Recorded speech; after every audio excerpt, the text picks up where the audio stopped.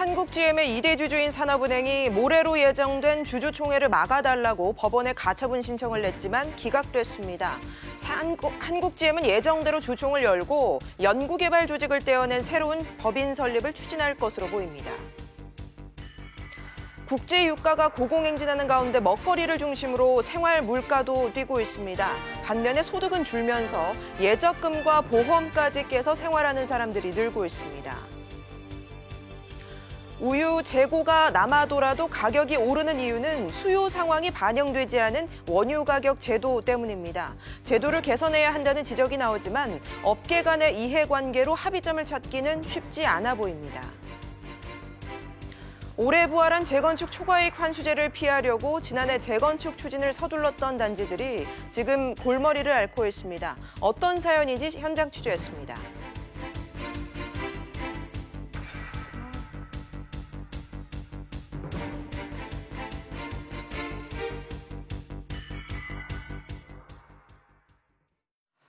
여러분 안녕하십니까? 법인 분리를 밀어붙이고 있는 한국GM이 예정대로 모레 주총을 열게 됐습니다. 산업은행은 주총을 막아보려 했지만 무산됐고 법인 분리에 반대하는 비토권을 행사하겠다고 하지만 이마저도 쉽지 않아 보입니다. 먼저 취재기자를 연결해 자세한 상황 알아봅니다. 최나리 기자.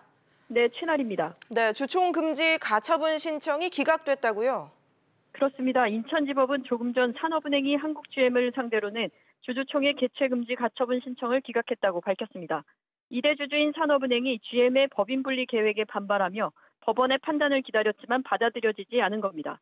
이에 따라 오는 19일로 예정된 한국GM의 주주총회는 그대로 개최됩니다. 한국GM은 이날 글로벌 제품 연구 개발을 전담할 신설 법인 설립 안건을 통과시킬 예정입니다. 네, 산업은행과 한국GM 간의 마찰이 더 심해질 것으로 보이는군요. 네, 우선 이동걸 사는 회장은 가처분 신청이 기각되면 주총에서 비토권을 행사하겠다고 반대 의지를 밝힌 바 있습니다. 사는 측은 19일 주총에 참석, 법인 분할 의결에서 반대 의사로 표결할 계획입니다. 더 나아가 일방적인 절차에 문제를 제기하고 법적 대응에 나설 방침입니다. 하지만 GM 측은 이번 주총을 거쳐 속도감 있게 법인 신설을 추진할 계획이어서 이동걸 회장과 사는이 어떤 견제로 맞설지 지켜봐야겠습니다. 노조도 이미 법인 신설에 반대하며 파업을 결의한 상태여서 한국GM 사태는 정상화 선언 6개월도 안 돼 또 위기를 맞게 됐습니다. 지금까지 SBS CNBC 최나리입니다. 자, 이렇게 되면 정상화를 선언하며 손을 잡았던 한국GM과 산업은행은 이제 대립각을 세울 수밖에 없는 형국을 맞았습니다. 노조도 파업을 선택한 상황이어서 한국GM의 정상화가 제대로 될지 불안해질 수밖에 없는데요. 일각에서는 8천억 원을 지원하겠다고 하면서 비토권 행사도 제대로 하지 못하는 산업은행에 대해 책임론도 불거지고 있습니다. 이 내용 윤지혜 기자와 자세히 얘기 나눠보겠습니다. 자, 윤 기자. 네. 산은이 돈을 지원하면서 중요한 경영 결정에 대해서 거부권, 비토권 갖고 있던 거 아닙니까? 네, 먼저 지난 5월 당시 합의 사항을 설명을 좀 드려야 할 것 같습니다. 네. 당시 합의의 핵심은 한국GM 정상화를 위해서 산업은행이 우리 돈 8천억 원을 투입을 하고 글로벌GM은 6조 8,500억 원을 투자해서 앞으로 최소 10년 동안은 철수하지 않겠다, 이런 약속을 했습니다. 산업은행은 자금을 지원하는 대신 이 말씀하셨던 비토권, 즉 주요 의사결정을 내릴 때 거부권을 확보했다고 발표를 했는데요. 이 비토권은 GM에 대한 견제와 그리고 먹튀 방지 제휴로 인식이 됐습니다. 네, 그런데 잘 이해가 안 가는 부분이 있거든요. 비토권을 갖기로 했는데 이걸 행사하지 않기로 하다, 불확실하다 이런 내용은 왜 그런지 쟁점이 뭐죠? 네, GM의 주요 의사결정 중 어느 범위까지 이 비토권을 행사할 수 있느냐, 이게 바로 쟁점입니다. 예. 당시 산업은행이 갖게 된 비토권은 총 17가지인데요. 특별결의 사항에 대해서만 행사할 수 있다고 주주 간 계약서에 명시가 됐습니다. 그런데 이 대부분의 양쪽 합의를 한 내용이 회사의 인수합병이나 자산 매각 등 한국 철수와 관련해서 특별결의 사항에만 국한됐다고 알려진 건데요. GM 측은 이번 법인 분리가 비토권과 이제 관련이 좀 없는 내용이다, 이렇게 주장을 하고 있습니다. 결국 산업은행이 한국GM의 법인 분할이 한국철수와 연관된 것이다, 이런 증거를 확보하지 못할 경우에 안건을 반대할 논리가 약해지는 겁니다. 네, 당장 내일 모레 주주총회가 열리잖아요. 그때 산은이 막을 수 있는 방법은 없는 건지, 그리고 또 못 맞게 된다면 노조는 또 파업을 하는 거 아닙니까? 네, 현재로서는 산업은행이 한국GM의 법인 분리를 막을 방법은 뾰족하지 않다고 볼 수 있습니다. 예. 일단 산업은행이 반대를 했지만 주총은 결국 열리게 될 수밖에 없는 상황이 됐고 주총이 열리면 의결 과정에서 산업은행이 비토권을 행사하기가 여의치 않은 상황이다. 이런 게 바로 업계 의견인데요. 법인 분리에서 이제 비토권을 행사할 수 있으려면 이번 안건이 특별 결의 사안이어야 되는데 한국GM은 이번 안건을 보통 결의로 보고 있습니다. 바로 이견이 생긴 건데 잠깐 화면 좀 보시겠습니다. 이 주주총회 안건에서 특별 결의 사항이면 85% 이상의 동의를 받아야 하고 산업은행의 지분이 지금 9월 말 현재의 17%입니다. 때문에 85%의 동의를 받아야 되는 상황이라면 산업은행이 뭐 반대를 하더라도 안건 통과를 무산시킬 수 있는 결과가 나오는데요. 하지만 한국GM의 주장대로 보통 결의 사항인 경우에는 과반수 찬성으로 안건이 확정되기 때문에 이 경우 법인 분리가 이제 통과될 가능성이 큽니다. 또 산업은행의 비토권 행사가 효력을 발휘하는 경우는 한국GM의 총자산 20%를 매각할 때 이런 조건이 붙었었는데 한국GM은 신설법인을 20% 이하 규모로 출범할 가능성이 큽니다.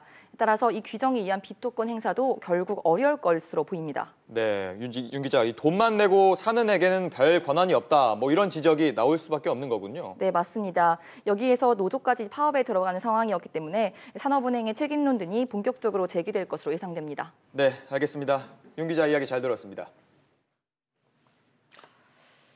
최근 먹거리의 생필품 가격도 껑충 뛰었습니다. 작황이 좋지 않다 보니 밥상 물가는 앞으로 더 오를 가능성이 큰데요. 여기에 기름값도 뛰고 있어서 서민들 부담이 커지고 있습니다. 먼저 류정훈 기자입니다. 서울 강서구 가양동에 위치한 한 주유소입니다. 가격이 저렴하다는 소문에 기름을 넣으려는 차량이 끊이지 않습니다. 기름값이 좀 싸요, 딴 데 비해서. 얼마나? 보통 많이 차이 나면 100원 정도 차이 나고요. 그리고 뭐 딴 데 싼 데보다는 한 10원, 20원 정도 차이 나요. 대형마트 생필품 판매대. 할인과 덤 행사 소식에 소비자들의 발길이 이어집니다. 마트 오면은 좀 프로모션 행사 같은 걸 많이 하니까 1+1이나. 최근 들어 먹거리 가격은 고공행진을 이어가고 있습니다. 쌀값은 80kg 기준으로 산지 가격이 19만 4,700원인데 이는 지난해보다 30% 가까이 오른 겁니다. 폭염에 작황이 좋지 않은 시금치와 파, 상추, 고춧가루도 가격이 크게 올랐습니다. 콜라, 시리얼, 오렌지 주스와 같은 가공식품도 가격 인상 대열에 합류했습니다. 8월까지 지속되고 8월 말부터 9월 초까지도 폭우가 좀 있었잖아요. 기후 영향으로 아무래도 이제 채소 값은 많이 올랐어요. 국제 유가가 급등하면서 앞으로가 더 걱정입니다. 수요와 공급의 불일치로 인해서 물가 상승세는 당분간 지속될 것으로 예상이 되고 있습니다. 채소값을 비롯한 생활물가와 공공요금이 들썩이면서 서민들의 시름은 더욱 깊어지고 있습니다. SBS CNBC 류정훈입니다. 네, 이렇게 안 오르는 것 없이 다 오르고 있지만 지갑은 갈수록 얇아지고 있습니다. 취재 기자가 자세히 짚어보겠습니다. 이한승 기자가 나와 있습니다. 이 기자, 네. 요즘 돈 쓰기 무섭다 이런 분들이 많은 것 같습니다. 맞습니다. 실제 지표상으로도 좀 나타나는 부분인데요. 가게나 기업, 정부에서 자유롭게 쓸 수 있는 이 국민 처분 가능 소득에서 이 최종 지출, 소비 지출이 차지하는 비중을 평균 소비 성향이라고 합니다. 2000년대만 해도 이 80% 초반대를 유지했던 평균 소비 성향은 2012년 이후 하락세를 보이면서 지난해에는 78%대까지 떨어졌습니다. 이는 13년 만에 가장 낮은 수치입니다. 고령화에다가 고용 부진 등으로 이 미래 소득에 대한 불안감이 커지다 보니까 이 돈을 벌 수 있을 때 좀 아껴야 한다는 심리가 작용한 것으로 보입니다. 다 오르는데 안 오르는 게 월급입니다. 그렇죠. 지갑은 맞습니다. 갈수록 얇아지고 있어요. 네, 안타깝게도 사실 가게가 이 소비 지출에 쓸 수 있는 소득인 실질 가처분 소득은 계속 줄어드는 추세인데요. 통계청에 따르면 올해 2분기 가구당 실질 가처분 소득은 1년 전보다 0.1% 감소했습니다. 이는 2016년 4분기 이후 7분기 연속 감소한 건데요. 쉽게 말씀드려서 이 국민들이 느끼는 가계 소득이 한 1년 6개월 정도 되는 기간 동안 늘어나지 않았다는 것으로 해석할 수 있습니다. 지금 경기 전망도 안 좋고 또 노후 대비를 위해서라도 예적금이라든지 보험 가입을 좀 해놔야 될 텐데 그렇죠. 오히려 중도 해지하는 사람들이 늘고 늘고 있다고요? 네, 최근 말씀하신 대로 예금이나 적금을 중도에 해지하는 경우가 좀 늘고 있는데요. 그래프를 좀 보시면요. 지난해 7월부터 1년여간 시중은행에서 이 개인 고객이 중도 해지한 정기 예적금은 건수와 금액 모두 1년 전보다 늘어났습니다. 또 손해보험사의 장기 보험 상품 해약 건수와 해약 환급금도 증가했습니다. 이 버리는 시원치 않은데 써야 되는 돈이 많다 보니까 예적금을 깨면서까지 이 생활하는 사람들이 늘어난 영향으로 보입니다. 정부도 좀 위기감을 느끼고 여러 가지 대책들을 내놓고 있는 것 같긴 한데 좀 상황을 어떻게 보고 있습니까? 일단 최근에 내놓는 정책들을 보면 수개월짜리 좀 단기 일자리 늘리거나 또 유류세 인하를 검토하는 것도 있고요. 또 이번 달 중에는 추가 고용 대책도 내놓을 계획입니다. 그럼에도 이 정부의 경제 인식이 현실과 좀 동떨어져 있다 이런 지적은 계속되고 있는데요. 이미 정부는 그린북을 통해서 10개월 연속 우리 경제가 회복세다 이런 표현을 썼다가 이번 10월 그린북에서는 그 표현을 뺐습니다. 그러면 과연 정부가 정책을 변화할 것인가에 대해서 여러 가지 의견들이 있는데요. 정부는 여전히 하반기에는 이 소득주도 성장의 성과가 나올 것이라는 긍정적인 입장을 고수하고 있는 상황이어서 정책 궤도가 수정될 가능성은 현재로서는 높지 않아 보입니다. 알겠습니다. 이 기자 얘기 잘 들었습니다. 서울우유에 이어 남양유업도 제품 가격을 올리겠다고 발표하면서 다른 업체들도 인상 대열에 합류할 것으로 보입니다. 우유 소비는 매년 줄고 있는데 가격은 왜 오르는 걸까요? 박기환 기자입니다. 유가공 업체들은 원유 가격과 인건비가 올라 가격 인상이 불가피하다고 설명합니다. 원유 가격은 생산 농가와 유가공 업계가 전년도 생산 비용과 물가 등을 고려해 매년 8월 결정하는데 올해 서울우유와 남양유업이 제품 가격을 인상할 때도 낙농진흥회가 지난해보다 4원 올린 리터당 926원을 기준으로 삼았습니다. 주요 소비층인 영유아들이 줄어도 생산 비용만 가격에 영향을 미치는 구조라는 겁니다.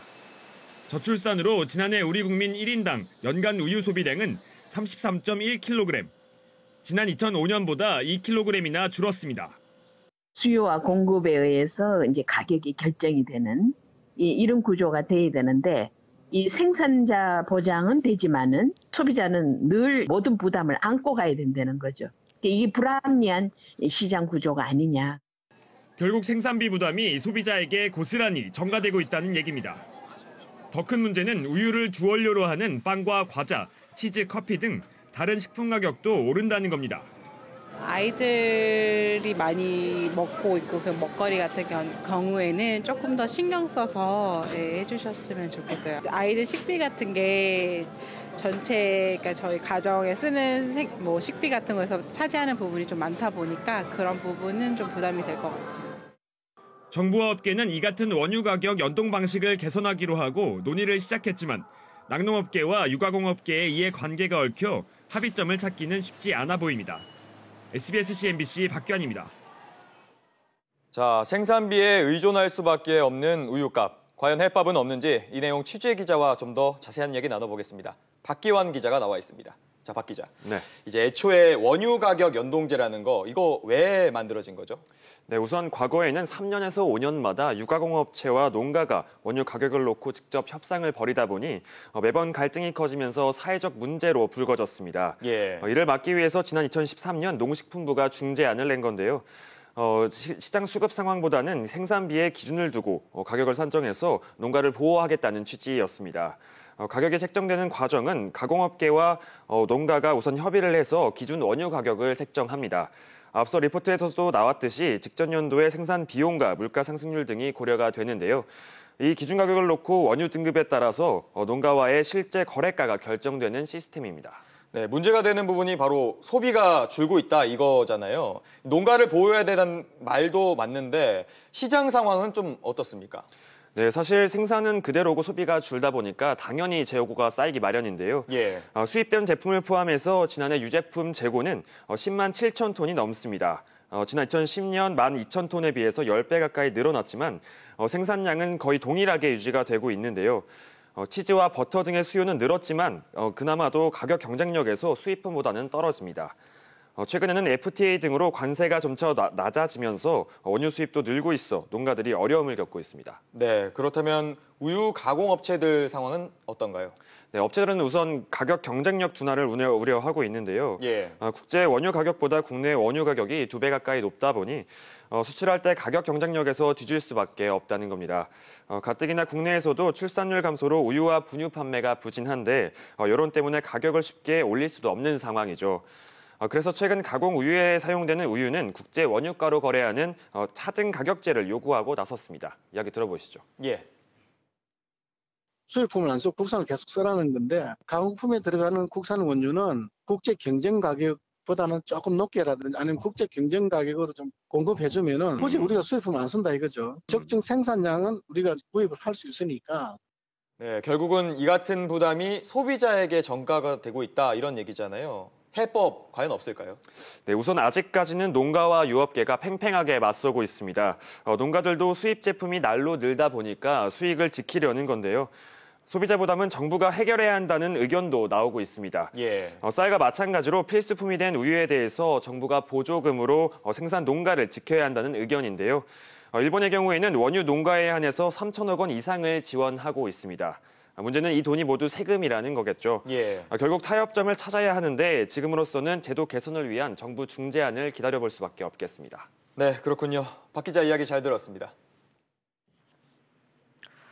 최신 스마트폰 가격이 100만 원을 넘어섰습니다. 소비자 입장에서는 부담이 적지 않은데 스마트폰 제조사들이 쓰던 중고폰을 주면 보상을 더 잘해주겠다며 보상 경쟁을 벌이고 있습니다. 왜일까요? 먼저 정윤영 기자입니다. 100만 원을 훌쩍 넘는 신형 스마트폰.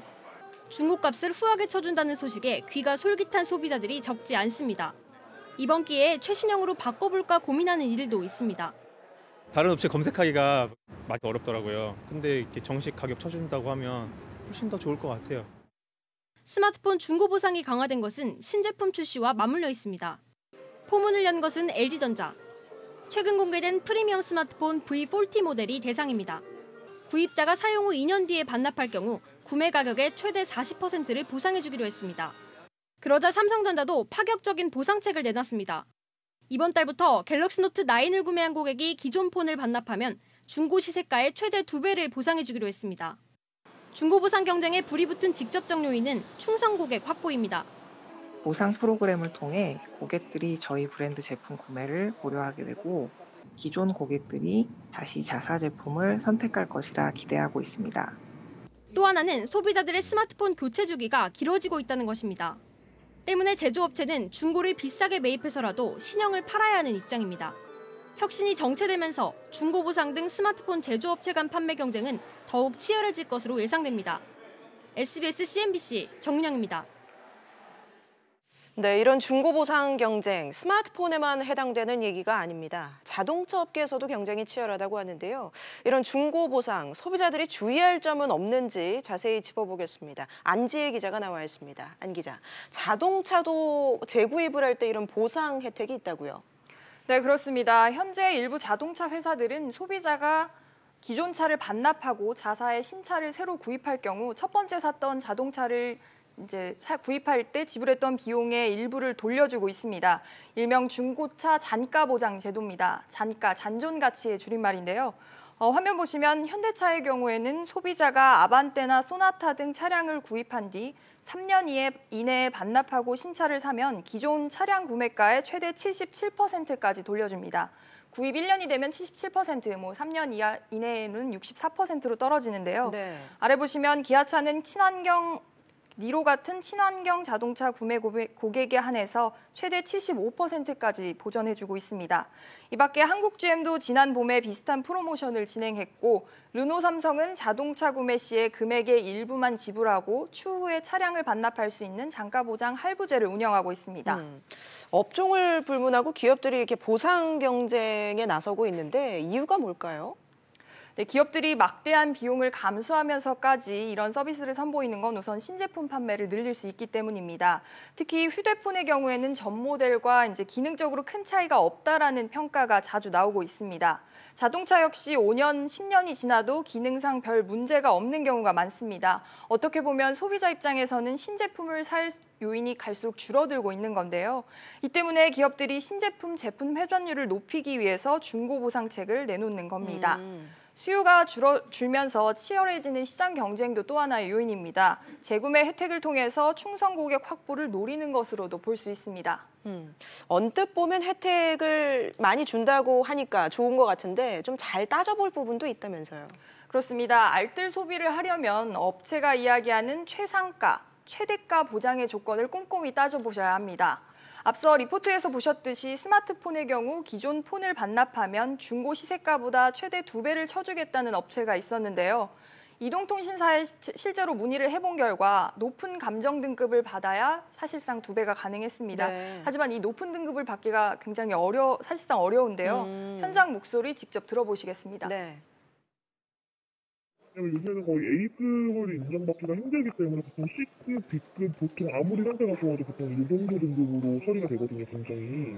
그러면 생각보다 금액이 좀 안 되실 수도 있어요. A급이에요. 그러니까 정말 뜯자마자인 것 같은 상태여야 72,000원. 현대차 역시 지난 2008년부터 장가 보장제를 시행하고 있는데요. 중고차 시장에서 받을 수 있는 금액이 이 제도가 보상하는 금액보다 높아서 실제 이 서비스를 이용하는 고객은 굉장히 적은 것으로 파악이 됐습니다. 알겠습니다. 안 기자 잘 들었습니다. 올해 초 재건축 추진 단지들의 최대 관심사는 초과이익 환수제였습니다. 지난해 말까지 제출한 관리처분 인가 신청에서 문제가 없는 단지들만 환수제를 피할 수 있었는데요. 당시 시한을 넘기지 않으려고 시공사와 급하게 계약을 한 일부 단지들이 지금은 골머리를 앓고 있습니다. 어떤 사연인지 오수영 기자가 취재했습니다. 서울 송파구의 한 재건축 단지입니다. 지난해 말 관리처분 인가를 신청해 지난 7월 승인을 받았는데 일부 조합원이 다음 달 시공사 선정 무효 소송을 냈습니다. 아파트 시설 일부를 무상으로 지어준다던 약속과 달리 시공사가 조합원에게 500억 원이 넘는 부담을 씌웠다는 겁니다. 롯데가 입찰 세대로만 해주면 소송이 무슨 필요가 있겠어요? 입찰 세대를 안 한다니까 문제인 거지. 당연히 취해야 되는 거죠. 서울 서초구의 이 재건축 단지에서도 비슷한 소송이 진행되고 있습니다. 2,400억 원대 특화 설계를 공짜로 해주겠다던 건설사 대신 혁신 설계를 내세운 다른 건설사가 지난해 시공사로 선정됐는데 일부 조합원들이 무효 소송을 제기했습니다. 1,400억 원 가까운 공사비가 추가로 든다는 사실을 몰랐다는 겁니다. 조합 집행부는 문제가 없다는 입장입니다. 그분들도 속상할 수도 있죠. 안 낼 돈을 세금도 내는 것 같잖아요. 롯데가 경쟁에서 롯데가 졌는데. 문제는 시공사를 선정한 총회 결의가 무효로 돌아가면 관리처분 인가까지 덩달아 효력을 잃을 수 있다는 겁니다. 간신히 피했던 재건축 초과이익 환수제를 다시 적용받게 된다는 얘기입니다. 사업을 따내려 공약을 남발했던 건설사들의 출혈 경쟁과 막대한 부담금을 피하려 꼼꼼하게 계약 내용을 따지지 않았던 재건축 조합의 성급함이 갈등의 빌미가 되고 있습니다. SBS CNBC 오수영입니다. 세계경제포럼의 국가경쟁력 평가에서 우리나라가 15위에 올랐습니다. 새로운 기준으로 2단계 상승한 것으로 정보통신기술이 최고점을 받았습니다. 하지만 독과점 등 생산물 시장과 노동시장 경직성 등은 취약하다는 지적을 받았습니다. 보도에 김환진 기자입니다.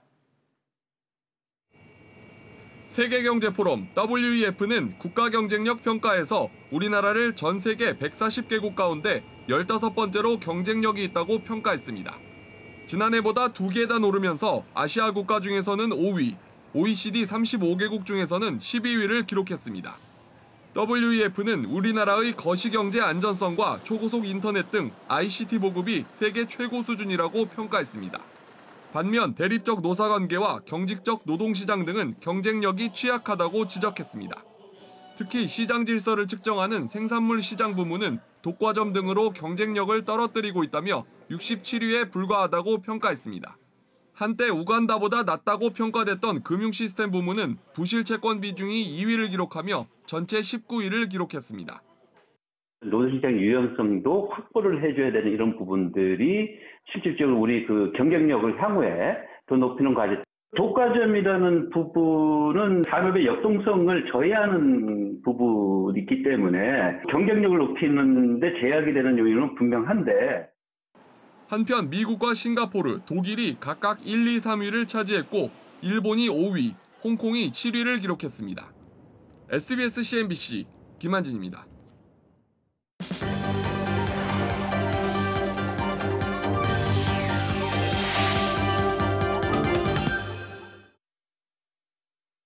라면이나 우동을 한 끼만 먹어도 하루 나트륨 섭취 기준치의 80%를 섭취하는 것으로 나타났습니다. 식품의약품안전처가 면류와 음료 등 177개 식품의 당과 나트륨 함유량을 분석한 결과 나트륨 평균 함량이 가장 높은 식품은 우동으로 1724mg을 기록했습니다. 이어 라면이 1586mg, 칼국수가 1573mg을 각각 기록해 하루 나트륨 섭취 권고량인 2000mg 미만의 80% 수준에 육박했습니다. 삼성증권의 유령 주식 배당 사고와 같은 금융회사 내부 통제 사고에 대해서 최종 책임을 이사회가 지도록 법에 명시하는 방안이 추진됩니다. 지난 6월 출범한 금융감독원의 금융회사 내부 통제 혁신 TF는 이런 내용을 담은 혁신 방안을 발표했습니다. 또 금융회사 준법 감시인의 위상과 권한을 높이고 내부 통제 평가 비중을 대폭 높이는 방안도 마련됐습니다. 삼성전자가 인공지능으로 네트워크 트래픽과 품질을 분석하는 스페인 스타트업 기업 지랩스를 인수했습니다. 삼성전자는 이번 인수로 5G 시대의 맞춤형 서비스를 강화할 계획입니다. 글로벌 동영상 서비스 유튜브가 오늘 오전 10시부터 약 1시간 반 정도 동영상이 재생되지 않는 등 접속 오류를 일으켰습니다. 정확한 원인은 아직 밝혀지지 않은 가운데 유튜브 측은 공식 트위터를 통해 불편을 끼쳐 죄송하다고 사과했습니다. 카카오 모빌리티의 카풀 서비스 시행에 반발하는 택시업계가 내일 하루 파업에 돌입합니다. 파업 참여 택시는 교대 근무가 시작되는 새벽 4시부터 24시간 동안 운행을 중단할 예정인데 서울 수도권에서 10만여 대가 동참할 것으로 예상됩니다. 업계는 또 내일 오후 서울 광화문 광장에서 7만여 명이 참여하는 생존권 사수 결의 대회를 열겠다고 밝혔습니다. 금융감독원이 삼성바이오로직스 분식회계 의혹에 대해 재감리를 마무리하고 중징계 입장을 유지했습니다. 윤석헌 금감원장은 기자들과 만나 이번 주 중으로 사전 조치안을 통보할 예정이라며 크게 달라진 내용은 없을 것이라고 밝혔습니다. 금감원은 지난 7월 증권선물위원회에 삼성바이오로직스 분식회계 재감리 요청에 따라 조사를 진행했습니다.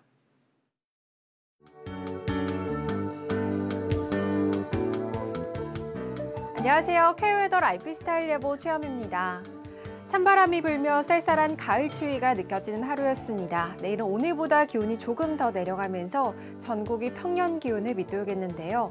아침에는 서울 8도, 대전 5도로 한 자릿수를 보이는 곳이 많겠고 한낮에는 서울, 대전 17도, 전주, 대구 18도로 일교차가 크게 벌어지겠습니다. 감기 걸리지 않도록 옷차림 따뜻하게 하셔야겠습니다. 한편 강원 영동을 중심으로 내일 밤까지 30에서 70mm가량의 많은 비가 예보되어 있고요. 그 밖에 동해안으로도 10에서 40mm가 내리겠고 내일 오후 한때 강원 영서와 충북 북부, 경상 내륙으로 5mm 내외의 비가 조금 내리겠습니다. 현재 위성 영상 보시면 강원 영동은 흐리고 비가 내리고 있습니다. 내일은 중국 북동지방에 위치한 고기압의 영향을 받겠습니다. 중부지방 경기 동부와 충청북도는 오후 한때 산발적으로 빗방울이 떨어지는 곳이 있겠습니다. 서울 17도를 보이겠습니다. 동해안 지방 강원 산간은 새벽에 눈과 비가 섞여 내리는 곳도 있겠습니다. 낮 동안 속초 12도, 강릉 13도에 머물겠습니다. 남부지방 경상 내륙과 동해안을 중심으로 비가 내리겠고 낮 기온은 20도를 밑돌겠습니다. 광주, 대구 18도가 되겠습니다. 동해상으로 비가 내리면서 물결은 최고 3m로 높게 일겠습니다. 여기에 풍랑 예비특보가 발표된 만큼 항해나 조업하는 선박은 각별히 주의하셔야겠습니다. 당분간 일교차 큰 날씨가 이어지다가 다음 주 화요일에는 전국에 비가 내릴 전망입니다. 날씨였습니다. 뉴스프리즘 여기서 마치겠습니다. 편안한 저녁 보내시기 바랍니다. 고맙습니다.